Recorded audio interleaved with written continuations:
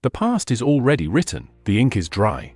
Welcome back, lords and ladies, to another enthralling journey through the mystical history of Westeros. Today, we delve into the ancient and enigmatic lore of the old gods of the forest. Long before the Andals crossed the narrow sea and the Targaryens brought their dragons, Westeros was a land ruled by the children of the forest and their gods. These deities, known simply as the old gods, were deeply entwined with the very essence of nature.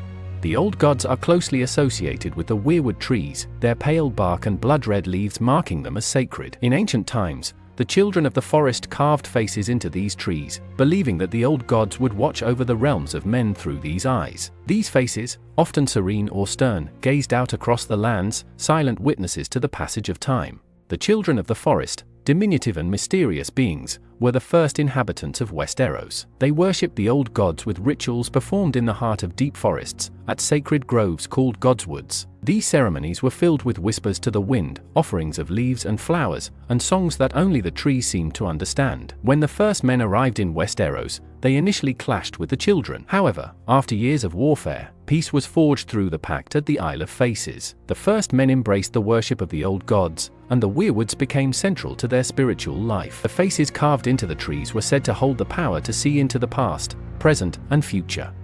In the north, where the influence of the old gods remains strongest, every castle has a godswood with a weirwood tree. The Starks of Winterfell, who claim descent from the first men, have always been devoted to these ancient deities. Beneath the watchful eyes of their weirwood, they pray for guidance, strength, and wisdom.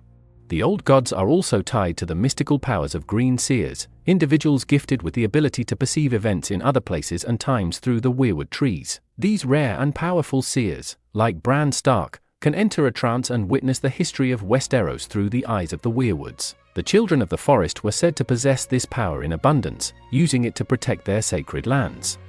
Beyond the wall, the worship of the old gods endures among the free folk. The wildlings, who live in harmony with nature, believe the old gods grant them protection and guidance in the harsh wilderness. They revere the weirwoods, which stand as sentinels in the frozen north, their faces eternal and unchanging.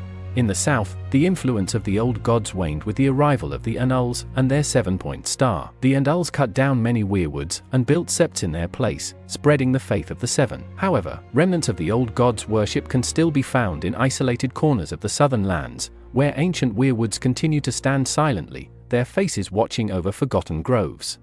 Today, the old gods remain a powerful presence in the north. The northerners' faith in these ancient deities is unwavering, their godswoods places of solemn reverence and reflection. The weirwoods, with their carved faces, stand as enduring symbols of a connection to the ancient past and the timeless powers of nature.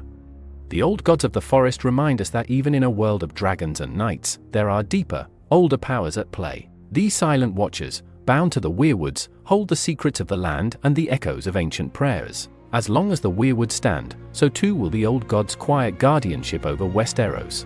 Thank you for joining us on this journey into the mystical lore of the old gods. Don't forget to like, share, and subscribe for more captivating tales from the world of ice and fire. Until next time, may the old gods watch over you.